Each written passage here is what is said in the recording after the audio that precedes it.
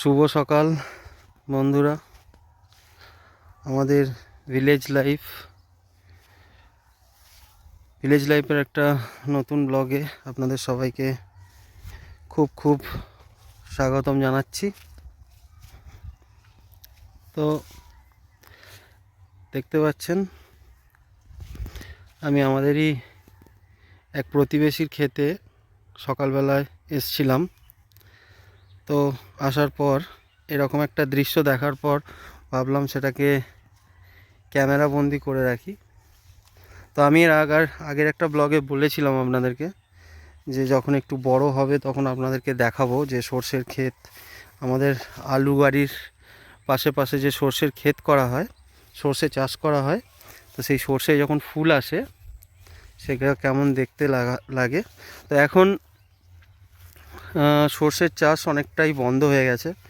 কারণটাও আমি বলেছিলাম ওই ব্লগে যে এই যে সর্ষেটা, এটা সবে ফুল এসছে, বা আপনারা দেখতে পাচ্ছেন এখানে এই যে ছোট ছোট সুঁটি ধরেছে, এই যে ছোট্ট ছোট্ট এগুলোই বড় হয়, এই সুঁটিগুলো হয়ে তার মধ্যে সর্ষে আসে।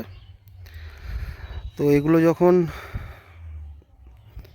যখন সব পরিপূর্ণ হয়ে যাবে, মোটা মোটা বড় বড় সুঁটিতে হয়ে দাঁড়িয়ে যাবে, তখন এগুলোকে কাটতে হবে। কেটে সেম যেরকম তিলের প্রিপারেশন করা হয় ঠিক সেরকমভাবেই এগুলোরও কিন্তু প্রিপারেশন করতে হয়। সেটা অনেক সময় সাপেক্ষ এবং অনেক লেবারও লাগে তাতে। সেই জন্য আস্তে আস্তে মানুষ সর্ষে চাষটা এরকম বন্ধই করে দিচ্ছে। কিন্তু কিছু কেমন জমি যারা বাড়িতে খাওয়ার জন্য এরকম সর্ষে লাগে যাদের, তো তারা বাড়িতে খাওয়ার জন্য এরকম আলু বাড়ির পাশে এরকম সুন্দর করে সর্ষে চাষ করে থাকে। দেখুন আরও দূরে, জানি না আমার ক্যামেরায় আসছে কি না, এই যে দেখতে পাচ্ছেন সবুজ যেগুলো ডিপ হয়ে আছে, এগুলো সব আলু ক্ষেত। আলু ক্ষেতের পাশে যে হলদে হলদে যে ফুলগুলো, এগুলো কিন্তু সব সর্ষের ক্ষেত। আর এই পাশে একটা যেমন আলু ক্ষেত, দেখুন এরা যেমন করেনি, এরা যেমন পাশে কোনো সর্ষের ক্ষেত দেয়নি বা সর্ষে ছড়ায়নি। এটা হচ্ছে জ্যোতি আলুর চাষ হয়েছে এখানটায়। আর এই যে আলুটা, এটা হচ্ছে হিমাঙ্গিনী। যারা একটু গ্রামের দিকে থাকেন তারা বুঝতে পারবেন, কিন্তু শহরের লোকেরা হয়তো অতটা নাম শুনেছেন কিনা জানি না, শুনলে জানাবেন। হিমাঙ্গিনী আলুরও কিন্তু চন্দ্রমুখীর মতনই টেস্ট হয়। আর আলুটা কিন্তু চন্দ্রমুখী এবং হিমাঙ্গিনীকে যদি আপনি পাশাপাশি রাখেন, সেটা কিন্তু আইডেন্টিফাই করা একটু শক্ত হয় যে কোনটা চন্দ্রমুখী কোনটা হিমাঙ্গিনী। একটা স্লাইট ডিফারেন্স থাকে, আর টেস্টেও একটু স্লাইট ডিফারেন্স থাকে, কিন্তু খেতে মোটামুটি দুটো সমানই হয়। সেই জন্যে অনেক অনেক মানে অসৎ ব্যবসায়ী তারা এই হিমাঙ্গিনী এই আলুর দাম কম, চন্দ্রমুখীর থেকে দাম কম, তো হিমাঙ্গিনীকে চন্দ্রমুখী বলে বিক্রি করে। দেখুন কি সুন্দর, এটা গ্রামের সকাল, আর আমি হাঁটতেই এদিকে এসেছিলাম। তো ভাবলাম এটা ক্যামেরা বন্দি করে রাখি, আপনাদের কাছে দেখাবো। দেখুন সর্ষের কি সুন্দর সুন্দর ফুল হয়েছে। আরও যে জন্য আমার এখানে আসা, আমারই একটা বন্ধু এখান থেকে একটু দূরেই, আমি দেখাবো, সেখানে নিয়ে যাব। সেখানে বড় একটা অন্য জাতের বেগুনের চাষ করেছে, সেটা দেখাবো আপনাদেরকে। দেখুন, আর দূরে আপনি ওই যে গাছগুলো দেখতে পাচ্ছেন, ওটা কিন্তু ডিভিসি, দামোদর ভ্যালি কর্পোরেশন। ডিভিসির ওখানে ক্যানেল আছে, সেখানে সেচের জল দেয়া হয়। এই আলুর সময়, ধানের সময় এরা ওই ক্যানেলে জল দেয়, সেই জলেই কিন্তু এই চাষগুলো হয়। আর একটা জিনিস দেখুন, বাড়িতে খাওয়ার জন্য দেখুন এই যে আলুর পাশেই কিন্তু এরা এরকমভাবে শাকের দিয়ে রেখেছে, দেখেছেন? তো এগুলো সব বাড়িতে খাওয়ার জন্য পালং শাকের এরকম আলুর পাশেই এরা দিয়ে রেখেছে। আর মজার কথা এটা এখানে এত বেশি চাষবাস হয়, এগুলো চুরিও হয় না। কোনো অসৎ মানুষ এসে জমি থেকে তুলেও নিয়ে যায় না, তো সেই জন্য এগুলো থেকে যায়। আর এই যে হচ্ছে সেই বেগুনের ক্ষেত, দেখতে পাচ্ছেন মানে বেগুন আসা শুরু হয়েছে। এই যে একটা দেখতে পাচ্ছেন বেগুন, আরও বেগুন রয়েছে ভেতরে ভেতরে, অনেক বেগুন রয়েছে।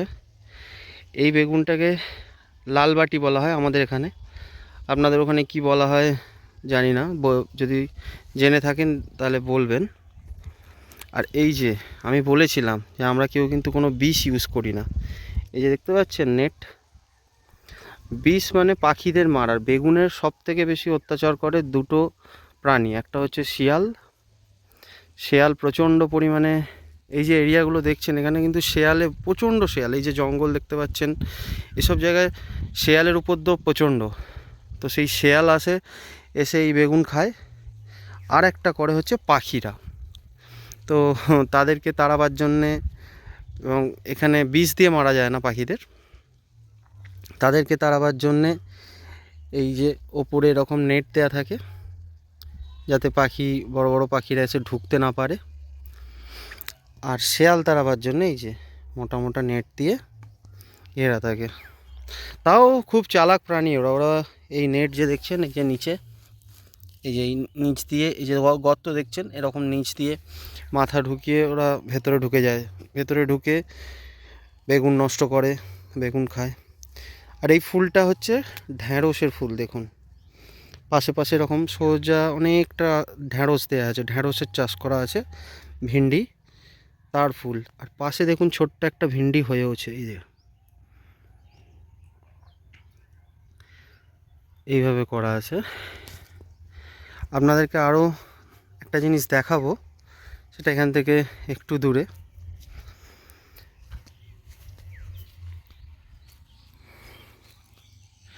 দেখুন আমাদের গ্রামের উন্নত মানের ব্রিজ। আমি বললাম যে দেখাবো আপনাদের একটা ফার্মিং, সেটা আর কিছুই না, আমাদের এখানে গাজর মূলোর চাষ হয়, যেটা মূলো এক ধরনের কিন্তু সেটা গাজরের মতন হয়, সেটাকে আমরা গাজর মূলো বলি। আমি সেই সেই জমিটাতেই নিয়ে যাব আপনাদের। তো এই যে ডিবিসির কানাল, তো এখন আমাদের এই ব্রিজটা দিয়ে পার হতে হবে। এই ব্রিজটা দিয়ে পার হওয়ার পরে আমি আপনাদের ওপারে যাই, ওপারে গিয়ে ওই ফার্মটা দেখাবো। ফার্ম না, সরি, জমিটা। ওই যেটা যাচ্ছে ওটা আমার বন্ধু, তো ওই আমাকে ডেকেছে, আজকে নিয়ে এসেছে। যে বেগুনগুলো দেখলেন এটা এদেরই, এরাই চাষ করেছে। ঠিক আছে, ব্রিজটা আমি ক্রস করে নিই, ও নিয়ে আমি আপনাদেরকে দেখাচ্ছি। দেখতে পাচ্ছেন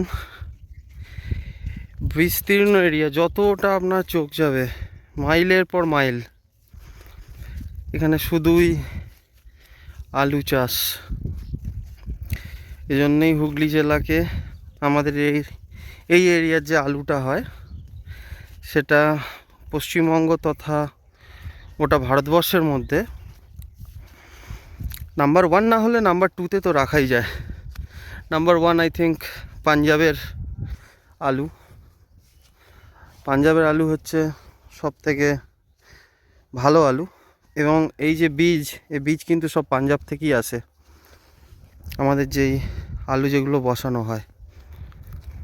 তো এ তুলে নিয়েছে মূলো, দেখাও দেখি বন্ধুদের একটু, কি নাম এই মূলোটার? গাজর মূলো। বাবা, এ তো বিশাল বিশাল সাইজ হয়, আরও বাড়বে। দেখতে পাচ্ছেন। এর শাকও তো খায়, এগুলো সব খাওয়া হয়। বড় হয়ে গেছে অনেকটা। দেখুন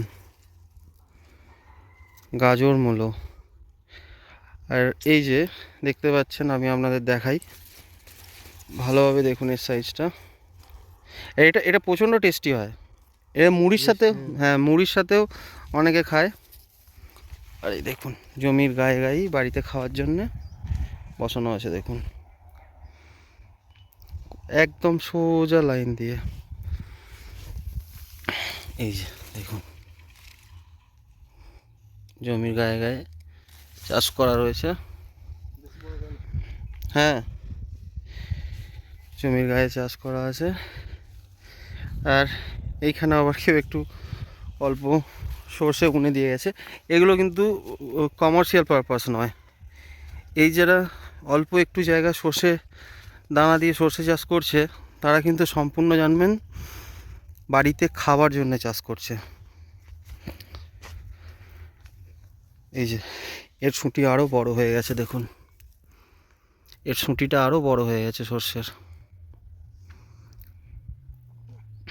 এর সুঁটি অনেক বড় বড় হয়ে গেছে। এগুলো কিছুদিন পর কাটাও হবে।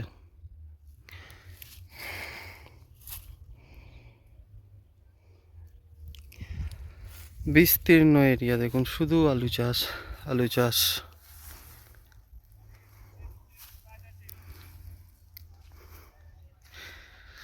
জলের সমস্যা এখানে একটু আছে।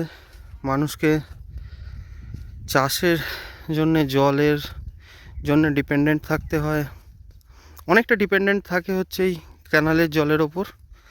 তারপরে এই যে আশেপাশে আপনারা যে বাড়ি দেখছেন, এই বাড়িগুলোতেও কমার্শিয়াল পদ্ধতিতে, মানে কমার্শিয়াল মিটার নিয়ে সেচের ব্যবস্থা করা হয়। তো সেটা ডোমেস্টিক মিটার থেকে হয় না, ইলেকট্রিক মিটার। তার জন্য কমার্শিয়াল মিটারের দরকার হয়। এই যে আমার এই বন্ধুটা এটা তুলে দিচ্ছে, তার কারণ এই হচ্ছে এই জমিটায় ছিঁচ দেবে, ছিঁচবে, জমিটায় জলের প্রয়োজন আছে, তো জল দেবে। আর ওই যে জায়গাটা দিয়ে হেঁটে যাচ্ছে, এটাকে বলা হয় ডাঁড়া। ডাঁড়া মানে এই সিস্টেমটা এমনই করা আছে, জলের পাইপ নিয়ে এসে এই একটা জায়গাতে ফেলে দেবে, কিন্তু সুন্দরভাবে জলটা এই ডাঁড়ার মাধ্যমে, যে দেখছেন, গোটা জমিতে চারিয়ে যাবে। গোটা জমিতে এই জলটা কিন্তু চারিয়ে যাবে। এই যে প্রত্যেকটা আলু গাছে আপনি যদি এরকম সরিয়ে সরিয়ে দেখাই আমি আপনাদের, এই দেখুন, দেখতে পাচ্ছেন এখানে প্রত্যেকটায় কিন্তু এরকমভাবে জল ঢোকার রাস্তা করা আছে। চলুন, ভিডিওটা আর দীর্ঘায়িত করব না, এখানেই শেষ করলাম আজকের ব্লগ। ভালো থাকবেন, সুস্থ থাকবেন। অ্যাজ ইউজুয়াল আমি বলে থাকি, গ্রামের দিকে ঘুরতে আসুন, কোনো রকম হেল্প লাগলে আমাদের জানাবেন। গ্রামের দিকে আসার ইচ্ছে থাকলে, এখন গ্রামের আশেপাশে অনেক থাকার জায়গা, ছোট ছোট রিসর্ট এসব হয়েছে। তো এই সময় যদি আপনারা আসেন, এই সময় সেরকম ফার্মিং, এত সৌন্দর্য, এত সবুজ দেখতে পাবেন।